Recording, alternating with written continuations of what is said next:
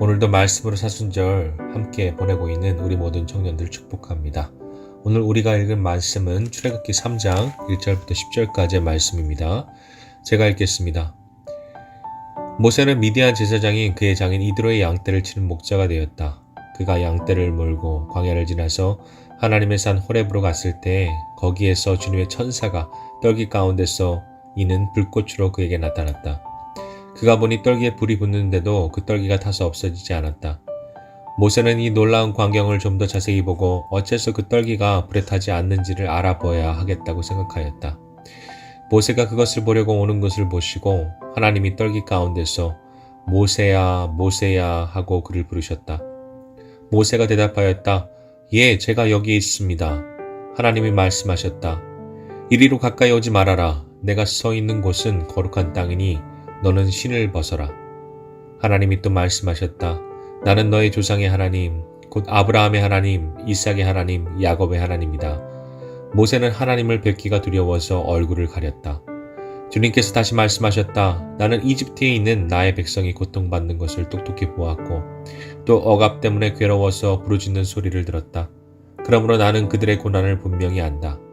이제 내가 내려가서 이집트 사람의 소나기에서 그들을 구하여 이 땅으로부터 저 아름답고 넓은 땅, 젖과 꿀이 흐르는 땅, 곧 가나안 사람과 헷 사람과 아모리 사람과 브리스 사람과 히위 사람과 여부스 사람이 사는 곳으로 데려가려고 한다. 지금도 이스라엘 자손이 부르짖는 소리가 나에게 들린다. 이집트 사람들이 그들을 학대하는 것도 보인다. 이제 나는 너를 바로에게 보내어 나의 백성 이스라엘 자손을 이집트에서 이끌어내게 하겠다. 유난히 성격 급한 사람들이 있습니다. 그로 인해서 실수도 많이 하고 큰 손해를 경험하면서도 쉽게 고치지를 못합니다. 급한 성격 때문에 곤란한 일을 자주 겪는 한 사람이 하나님께 이런 기도를 드렸답니다. 하나님, 제발 제 급한 성격 좀 고쳐주세요. 지금 당장이요. 모세의 삶을 보면 마치 자를 대고 3등분한 것처럼 40년 단위로 나누어집니다. 태어나서 40살까지는 이집트에서 왕자로 살았고 40에서 80살까지는 미디안 광야에서 이드로의 사위로 평범한 삶을 살았고 80에서 120살까지는 하나님의 부르심을 받아 이스라엘 백성을 약속의 땅으로 이끌어가는 삶을 살았습니다. 신앙의 의미로 보자면 마지막 40년이 모세 인생의 가장 전성기였던 시간이었을 것입니다.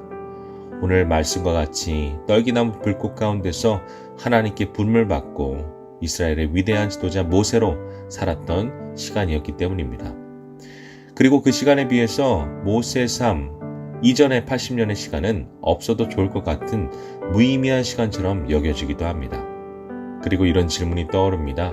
왜 하나님께서는 더 일찍 모세를 불러 하나님의 일을 맡기지 않으셨을까? 결론부터 이야기하자면 80이 되어 하나님의 부르심을 받을 때까지 모세가 보낸 시간은 결코 무의미한 시간이 아니었다는 것입니다.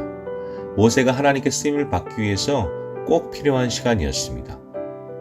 이집트의 왕자로 보낸 시간을 통해서 모세는 지도력을 배웠을 것입니다. 이스라엘 백성을 이끌고 광야를 지나가기 위해서는 그 백성을 다스리고 치리하는 뛰어난 지도력이 필요했을 것이니까요.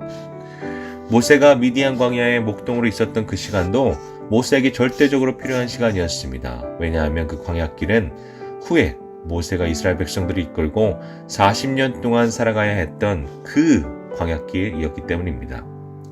40년 동안 목동으로 양들을 데리고 광야 곳곳을 다닌 모세의 경험은 후에 그가 이스라엘 백성을 데리고 그 광야길을 걸을 때 큰 도움이 되었을 것입니다.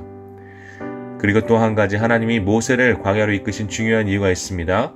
하나님께서는 그렇게 모세를 이집트의 왕자였던 모세를 미디안의 한 목동으로 낮추시고 이제 겸손하게 하나님의 말씀을 듣고 순종하는 온유한 사람 모세로 그 광야에서 모세를 만들어 가시는 것입니다. 여러분, 우리가 다 잘 아는 단순한 상식이 있습니다. 오늘 씨를 심고 내일 열매를 바로 거두는 일은 없다는 것입니다. 그 씨앗이 자라 열매를 맺을 때까지는 오랜 시간이 필요합니다. 마태복음 13장에 예수님은 겨자씨 비유를 말씀하십니다. 겨자씨 하나는 가장 작은 것이로되 그 겨자씨가 자라서 많은 새가 깃들이고 짐승들이 쉼을 얻는 큰 나무가 되었다. 예수님께서 말씀하셨습니다. 하나님께서는 우리 각자에게 하나님의 말씀의 씨앗을 심으셨습니다. 그리고 그 말씀의 씨앗은 마법처럼 하루아침에 큰 나무가 되지 않습니다. 오늘도 하나님이 주시는 은혜의 단비를 머금고 말씀의 따뜻한 햇빛을 받고, 그리고 가장 중요한 것, 오늘도 농부가 되시는 하나님 아버지께서 돌보고 가꾸시는 그 사랑 가운데 머물 때에 오늘도 우리 안에 심기운 그 작은 씨앗은 마침내 자라나고 자라나서 큰 나무가 되어서 아름다운 열매를 맺을 수가 있는 것입니다. 아버지께서 요즘 저에게 자주 하시는 말씀이 있습니다. 제가 지금까지 거쳐온 그 모든 삶의 여정들이 의미 없는 시간이 하나도 없었다는 말씀이십니다. 해병대를 가고 유학을 가고 캄보디아로 선교를 가고 그 모든 나의 삶의 여정들이 아버지가 돌이켜보니 오늘 하나님께서 그 아들을 목사로 쓰시고 사용하시기 위해서 훈련하시고 준비시키시는 시간이었다는 것을 아버지는 오늘도 깨닫게 된다고 입버릇처럼 말씀하십니다. 때로는 오늘 하나님께서 왜 오늘 나로 이와 같은 길을 걷게 하시는지 이해되지 않을 때가 있습니다. 왜 이렇게 어렵고 힘든 삶의 문제들을 겪게 하시는지 알 수가 없을 때가 있습니다.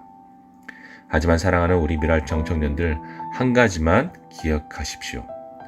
우리가 오늘 하나님의 뜻 가운데 있다면, 하나님의 인도하신 가운데 있다면, 그리고 하나님의 말씀 가운데 있다면 우리는 길을 잃은 것이 아닙니다. 단지 우리는 하나님과 함께 광야길을 걷고 있는 것뿐입니다. 그리고 그 광야길 걷는 한 걸음 한 걸음 우리는 하나님께서 그 선하신 뜻을 위해 사용하시기에 조금도 부족함이 없는 준비된 사람들로 날마다 자라나고 있음을, 성장하고 있음을 여러분 기억하시기를 바랍니다. 때로는 하나님의 시간표가 나의 시간표와 다를지라도 오늘도 변함없이 하나님께서 나의 삶의 목자가 되심을 믿으며 주님과 함께 광야길 힘차게 걸어가는 저와 여러분의 참 복된 오늘 하루가 되기를 주님의 이름으로 축복합니다.